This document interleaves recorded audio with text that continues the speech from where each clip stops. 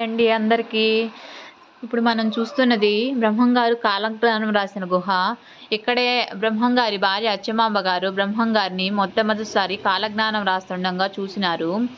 అదే విధముగా ఇక్కడే 14 క్షేత్రాలకి దారిని బ్రహ్మంగారు ఏర్పరచుకున్నారు.